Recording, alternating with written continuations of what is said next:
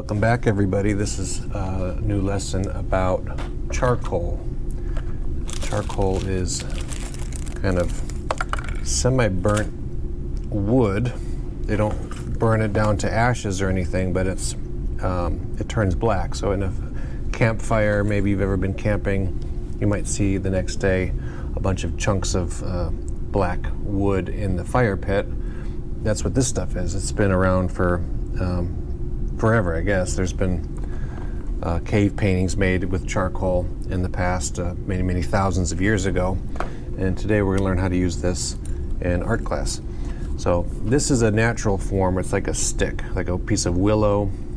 There's different kinds of wood that they can burn, and it's like a stick form, a little bit fragile.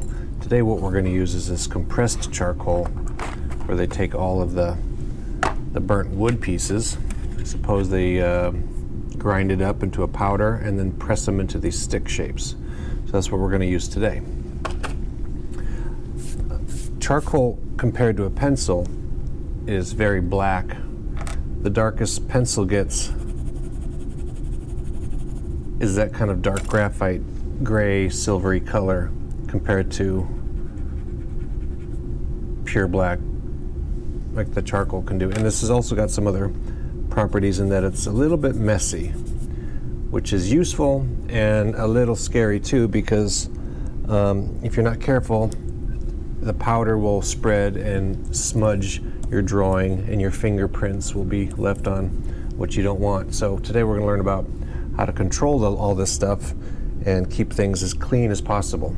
So with our compressed charcoal, let's create a drawing.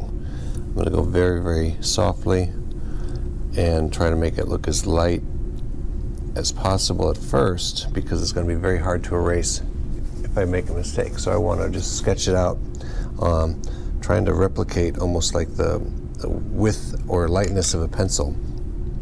And then from here you can decide on shading. Do you want the light to come in from the top or left or the right? I'm going to put some shading at the bottom and on this left side here. So I'm going to highlight, or I should say shade, the darkest part with a black edge, using the charcoal a little bit heavier now, pushing a little bit more. And as I draw, I'm also not putting my wrist onto the paper, because that could smudge the drawing too. So once you've got this, you can start to paint in with your finger the gray tones, the mid-tones, kind of wrap it around the highlight side, circles or lines. But you can see here there's a bit of an indentation, maybe under the paper. It's picking up some textures from the table below. So there's some glue stuck to this table, so that might appear as a dark spot on my drawing. Now I don't want this to be so light right there, so I'm going to add a little bit more charcoal to this area. I want a higher contrast.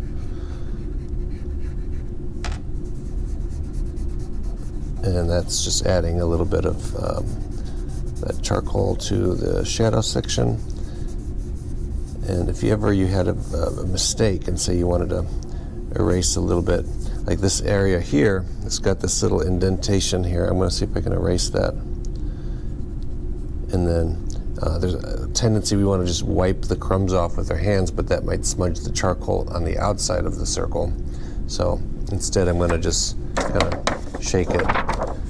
And if that doesn't work, you're going to have to be very careful when you wipe it so you don't make a long trail of charcoal like that. And then you can smooth that over here.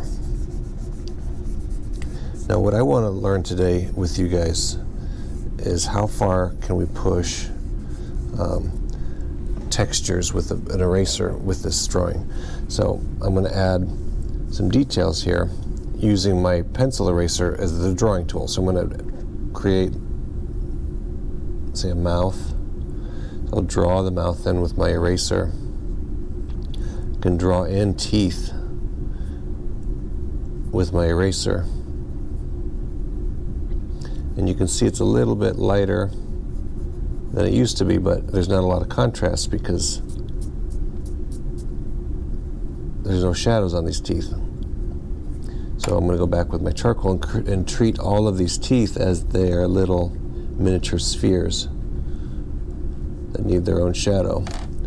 And then small blends, kind of supporting my finger with my thumb here to give me a little extra strength.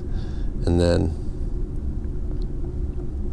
you can shade in the background of each of these teeth with the charcoal too. And that'll give the appearance as the mouth is an open cavity.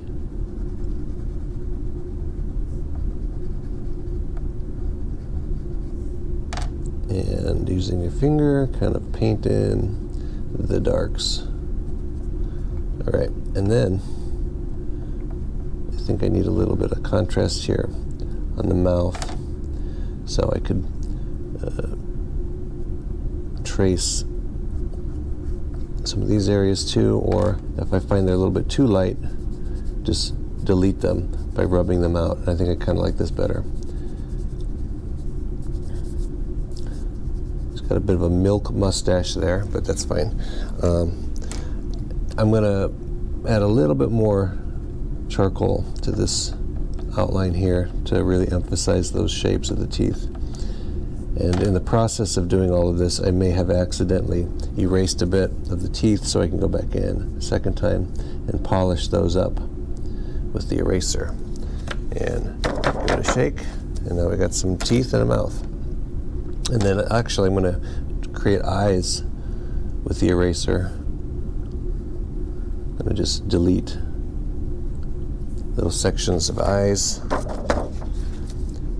I can trace them for shading.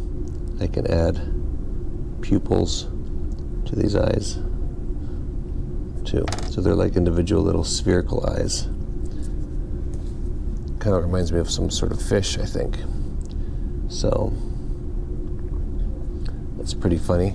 I'm going to draw some textures now on this animal, whatever this is, whatever kind of creature this is. Just give him a body like that. I'm going to add hair, little wispy hairs with my charcoal at first. And you can see the little dark lines over the white part, but you can't see the dark over this shaded section. So you can reverse the dark here and erase those hairs into this space to give that texture on that side too. And again, you kind of outline those highlights that you added. Okay, and then another thing is nice about this, you can sort of use the charcoal itself to create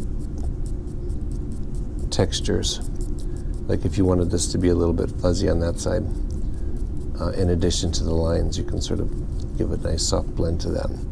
But anywhere you push the charcoal, you're going to leave streaks.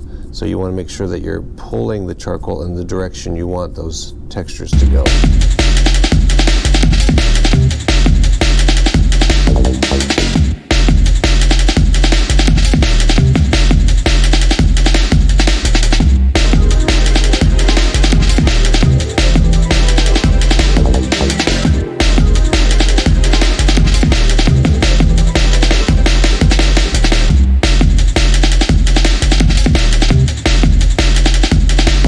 One thing we can do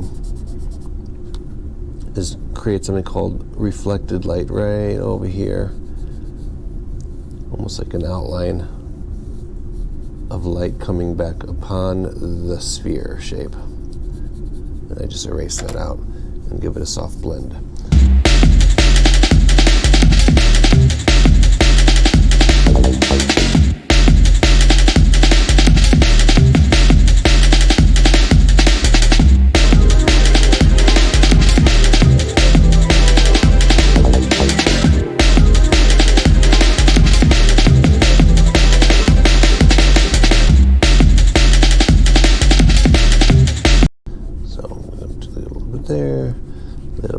here.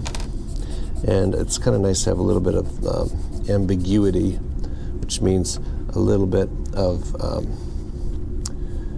mystery, I guess, with where the edges are. If you blur them out a little bit, creating a fogginess or a kind of a soft edge, we have to fill in the blanks with our imagination what's going on instead of seeing every little detail. You don't have to draw every little detail. Sometimes it's nice to let the viewer of the artwork decide on what things are supposed to be. It gives it a little bit more interest. So I'm going to add a couple wrinkles to the shirt, kind of wrapping around his tummy here. And I can use my highlighter, which is just my eraser, to draw some details over on that side and soften them up a little bit.